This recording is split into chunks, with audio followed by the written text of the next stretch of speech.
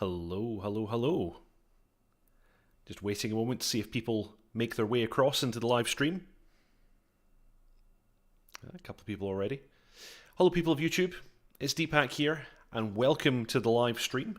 This is my usual weekly channel update, an opportunity to discuss the video that's just been premiered, to talk a little bit about the channel, and also this week I'm trying for the first time a segment on DCS news, which I thought might be interesting and add a little bit of value to this weekly live stream.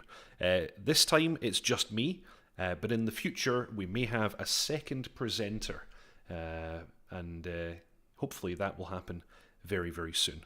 Hello everyone. Hello Stevie B. Hello Tog. Hello Chris. Welcome, welcome.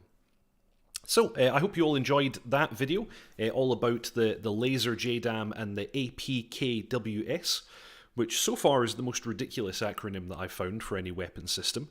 Also, notice new microphone. Let me know what the audio quality is like.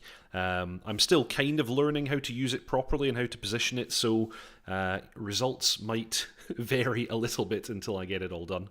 Until I get used to it, that is. So yeah, let me know if you guys have any questions with regards to that video that was just presented there. Next week, I'm intending to do a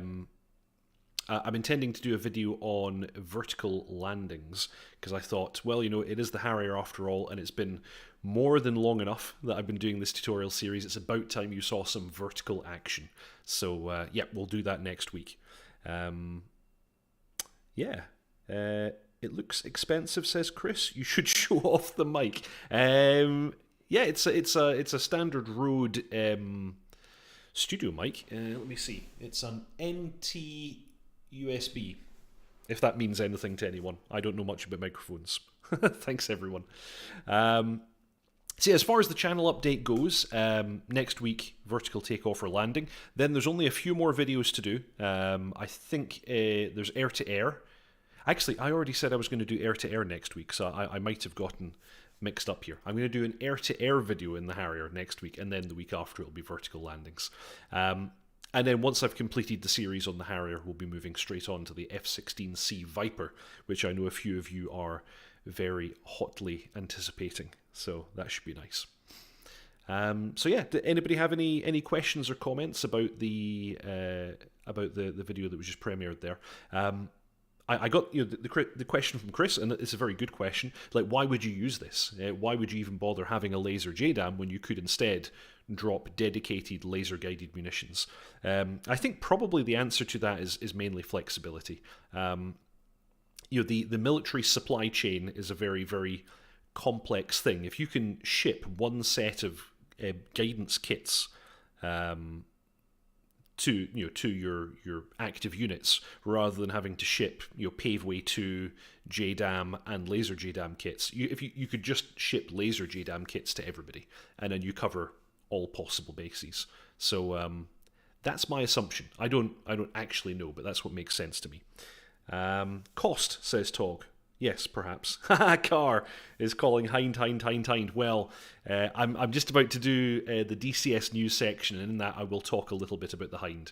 We are living in exciting times with regards to new modules. I was actually originally thinking about doing a section about all the new modules that are coming, but I very quickly realised that's far too much stuff for me to cover in this video. I might address it next time if I have the second presenter. That might actually work a bit better. Yep, everyone's looking forward to Hind. And Chris, you're saying you'd love to join in some Harrier flying. I'm a member of a virtual squadron called the Virtual Air Force. So check that out if you're wanting to find people to fly with. Okay, so I'm going to try this out. I've never done this before, but we're going to have a little look at some DCS news. So the first thing I'm going to talk about... oh yeah, when will you do takeoff and landing from an aircraft carrier, asks Stevie B. That is going to be one of the later videos. I'm going to do shipborne operations in the Harrier. We'll take off from the Tarawa and land back there vertically, which should be quite nice. So yeah, news. First thing I'm going to do is discuss the upcoming DCS patch, because we have a new open beta patch on the 7th, well, currently scheduled for the 7th of April. Of course, everything is subject to change as always. I believe that is to be DCS 2.7, which is the next major revision of the sim, and it will include phase 1 of the brand new clouds, which is going to be very, very exciting. Yeah, I need to practice first, otherwise I'll become the boat. So yes, brand new clouds coming, perhaps in about 2 weeks' time. That's quite exciting. If you haven't seen the pictures of that, they really do look very, very impressive. Let me see. Do we have the volumetric clouds in the... Yes, here we go. So just take a little look at... Oh, okay. That link didn't go where I thought it would. I guess we just have this tiny image here. Matt Wagner's most recent videos showcase these clouds really well. And actually, I think generally speaking, when you're talking about new features that are coming to DCS, check out Matt Wagner's channel. He's the producer of DCS World, and he's always got the best stuff to show us, which is nice.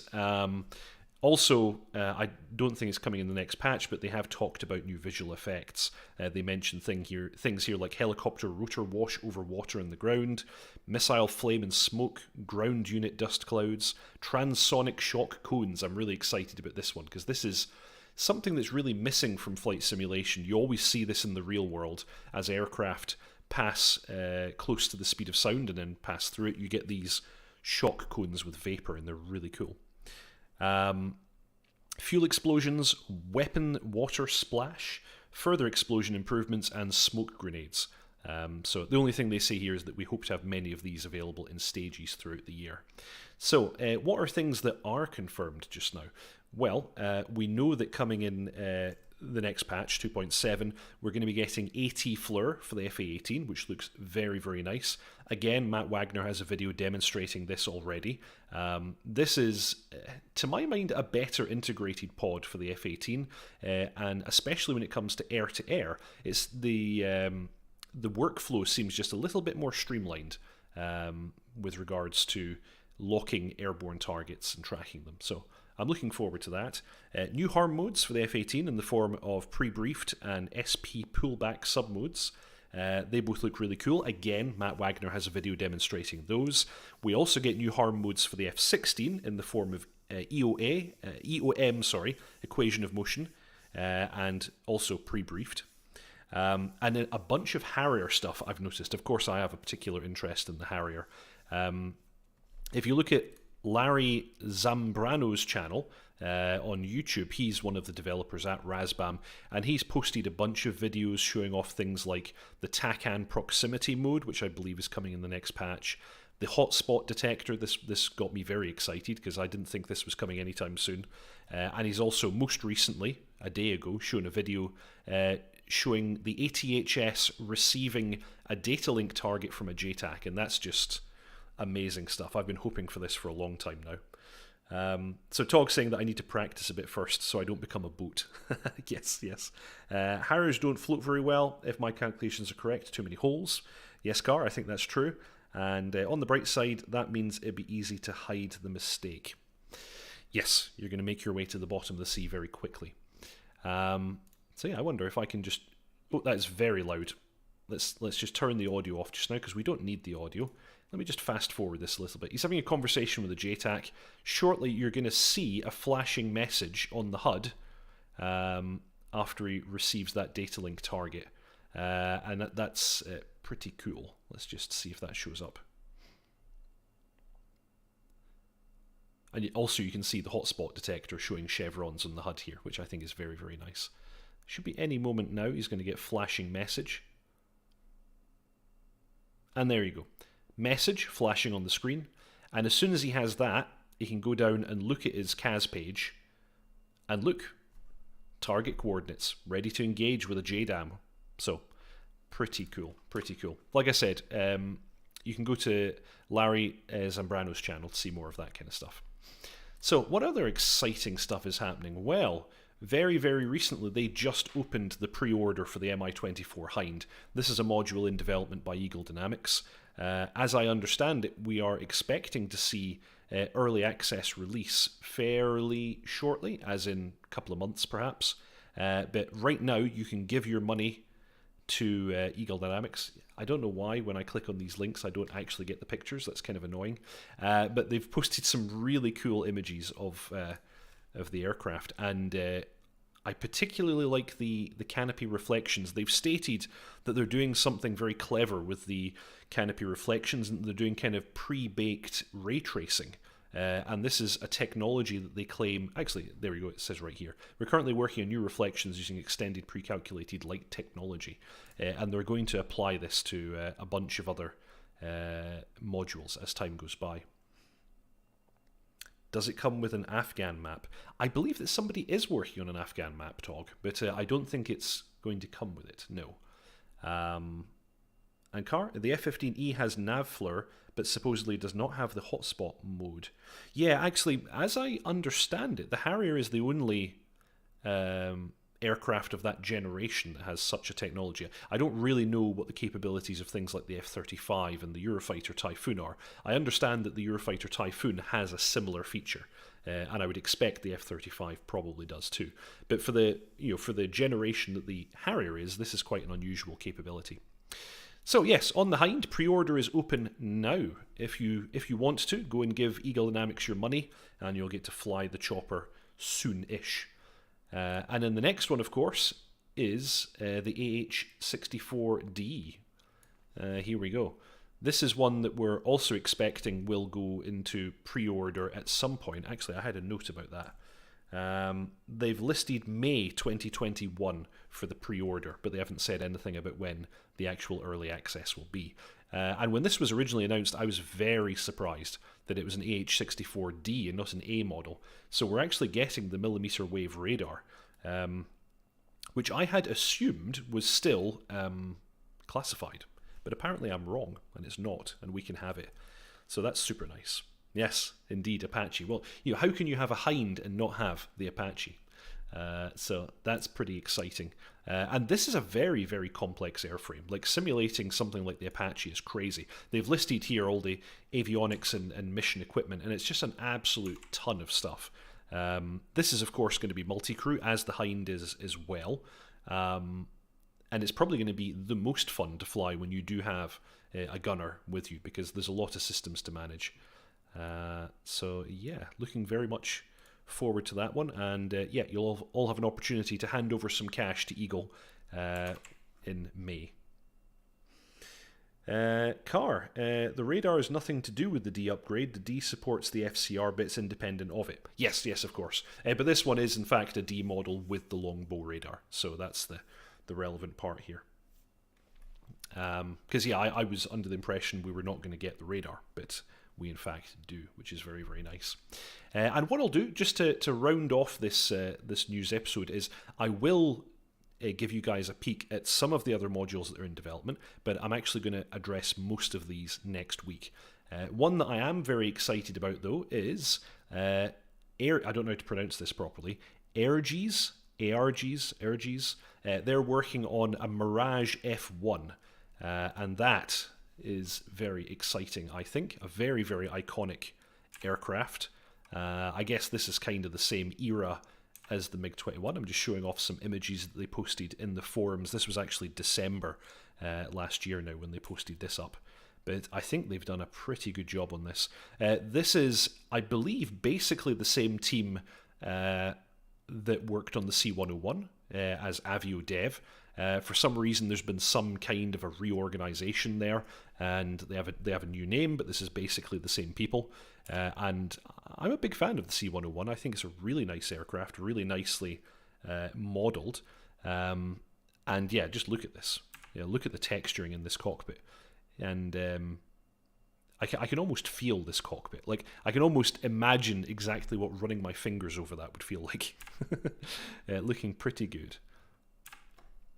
So, yes, Mirage F1 by ARGs. I don't have that much more information about it just now. I don't believe they have a release date or anything like that, but nonetheless, looking very nice indeed.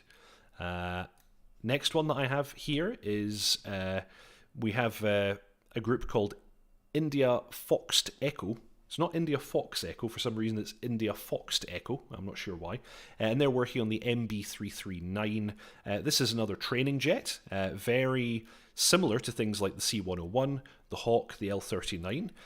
Some people, of course, in DCS say, hey, why the hell even bother with training aircraft? They're a waste of time. We should have things that are made for combat. I totally disagree. You know, being an active member of a virtual squadron, I totally see the need for training aircraft. Also, to be honest, they're a lot of fun just to fly. Things like the Yak as well, actually, the Yak-52. I sometimes just fly the Yak-52 for fun. For one thing, it's the closest thing in DCS to the kind of aircraft that I fly in real life. But yeah, they're a lot of fun to fly, and of course with multi-crew training aircraft, it's great to do training flights with other members of your virtual squadron. Of course, if you're not in a virtual squadron, things like this are perhaps less interesting to you. But I think this is another one to watch. This is looking very nice. And it seems to have some kind of CDU here as well, which is cool. Chris says that he has this for MSFS. Would love to see a T-38, says Tog. Well, I think that somebody is working on one. I can't remember who, but I think somebody was working on a T-38.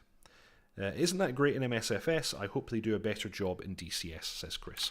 Well, this is almost certainly a different group of people, so here's hoping. And those were some early external shots. Further down, they had some much later external shots. Yeah, here we go. This is them actually demonstrating the IFR hood on this one. But you can see some pretty nice modelling going on here. And that's what it looks like from the inside of the hood. Of course, by design, you're not going to see very much there. Okay, and I'm going to go over one last module for us today. I'm going to take a little look at the BO-105. So let's take a little peek at this. This is a module being created by Miltech 5. I'm not really sure who these people are. But yes, they're working in a BO-105. I think at one stage Polychop was involved with this, but I believe that's no longer the case, probably because he's focusing on the Kiowa. I'm just going to quickly check in the forums and see if they have any... No, this is all old stuff. They don't seem to have any particularly up-to-date images. I'm not seeing anything too exciting. Yeah, these are looking like fairly early renders. So yeah, probably not that much to share on this one here, but they're working on a German version of the BO-105.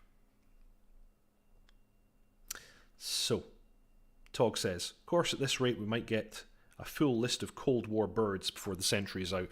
When DCS opened this up to the third-party developers, they really accelerated things, and it was such a smart move on their part. Really, really good idea. Miltech 5 is one of the guys from Polychop who is now partnered with Razbam for the flight model. Very interesting. Okay, thanks for that information, Car. I didn't know that. I knew that there had been some involvement with Polychop in the past, but I wasn't totally sure what that was. So I think that brings our news broadcast to an end, and in fact the live stream in general. I'll do another one of these next week, hopefully with a second presenter. We'll see how that goes. And I'll look to cover some more of these third-party projects here at that time. And yeah, that's pretty much it for today. I'm just going to wait a moment, see if anybody else has any final questions or comments. But otherwise, that's me calling the live stream to an end.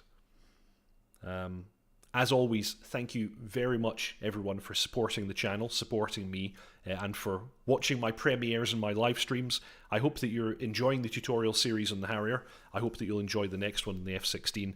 And if ever anybody has any suggestions for me, please go ahead, send them in YouTube. I also have a Facebook page now. Now, let me see. I don't even know if it has a very good link. And so it is easy to follow or not, but it's called Deephack Gaming, so it should be possible to search for it. Actually, it's just called Deephack, I tell a lie. Yes, if you go to facebook.com/deephack.gaming, you can join and like the Deephack Facebook page, and I tend to post stuff in there as well. Chris says, was good, thank you. Hey. Okay, I'm glad that you guys enjoyed that. What was the name of your virtual squadron again, asks Chris. It was the Virtual Air Force. And I believe our webpage is virtualairforce.com. Yes, virtualairforce.com is our page. It's needing a bit of a spruce up, sadly, but that's where it is, and you can get contact details for us there, including a link to the Discord server.